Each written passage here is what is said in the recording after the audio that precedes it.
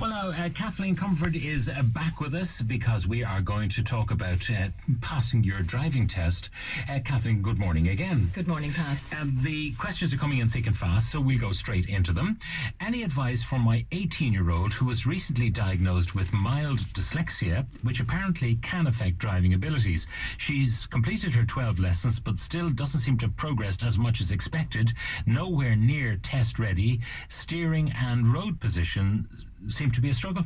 Okay, so yes, I have taught people with dyslexia, and they have managed to pass their driving test. When she says she's completed her 12 lessons, this is kind of a myth that exists within the driving test system, is that when you do your 12 EDT lessons, you need to do 3 hours of training with each one of those. So the mandatory 12 lessons, that's only the beginning. You've got to, like anything else, you've got to practice what you've learnt. And a minimum of 3 hours, which means has this 18-year-old done 36 hours of driving?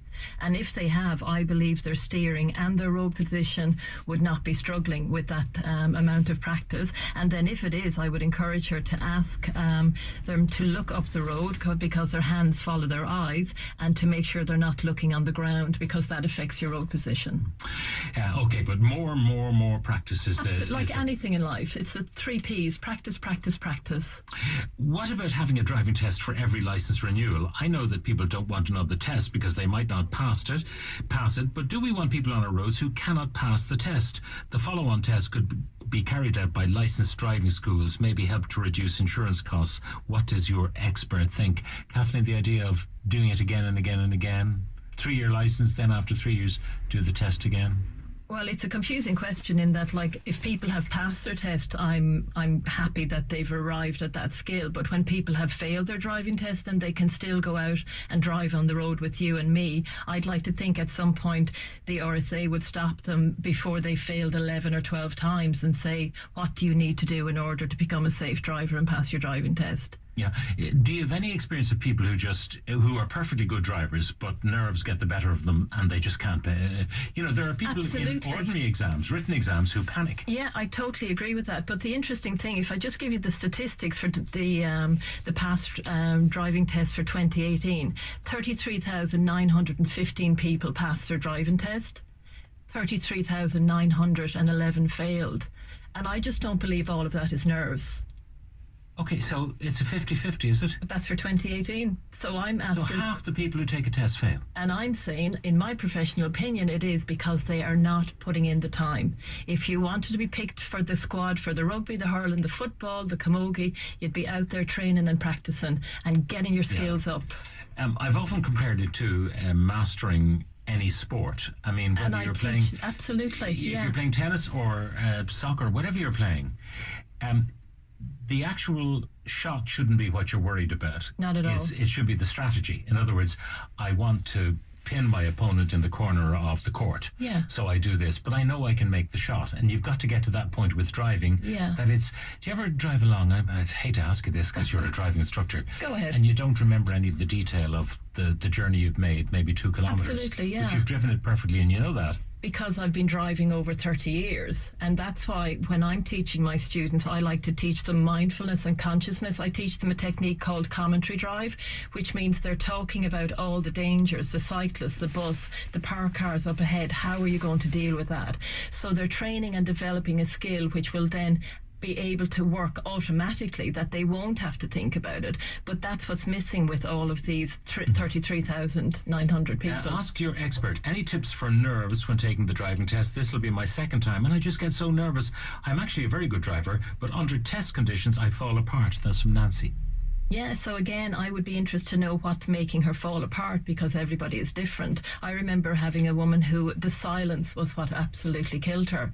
So we used to do a mock test where I would sit in the car, pretend I was a tester, and I'm not kidding you, the first time I did it, we were 1 second down the road and she turned to me and said, "Are you not going to talk to me, Kathleen?" Yeah. And I said, "Mary, we agreed we wouldn't talk." And eventually she just got used to that. But this Nancy isn't explaining exactly what makes her nervous. But I would like to ask Nancy, how much hours of driving practice has she done? And if she has failed her driving test, has she looked at the areas where the testers marked her for not being up to standard, and has she practiced that? If, for example, it's not making due progress or whatever, that would suggest just a nervousness and people go too slow. Yeah, but it also, in my experience, I have found that people are looking too near, so they're not looking far enough up the road, so they're only dealing within 5 second perimeters rather than what's happening 30 seconds up the road. From what age can one get driving lessons? I would like my children to learn as soon as they can, as I think it's a great advantage to have a driving license on your CV. That's from Emer. Yeah, so Emer, you do your theory test from age 16, but you can't actually drive a car until age 17. And I would totally agree with you to get people driving, get your teenagers driving as soon as possible, but get them driving, don't get them doing their test.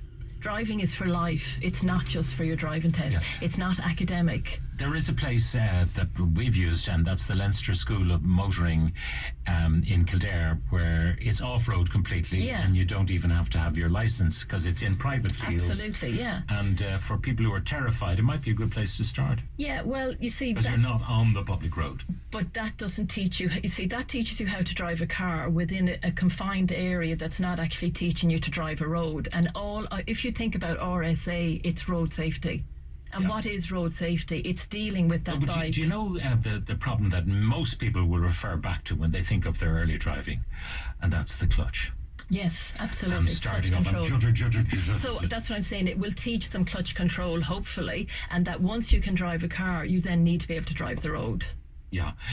Of course, in 10 years' time, every new car will be electric, according to the powers that be. So therefore, they will all be automatic. And many hybrids now, I think they're all automatic. Yeah. So the clutch will be a thing of the past. Yes, which is interesting, but you will still be able to, you will still need to drive the road safely, negotiate, communicate with oncoming traffic.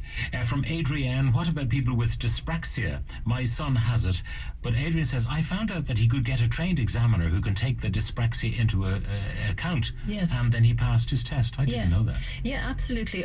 Any kind of different ability. Like I taught a woman who was deaf, and we had no communication, only we would have to stop and she would read my lips and then I would do some hand signals.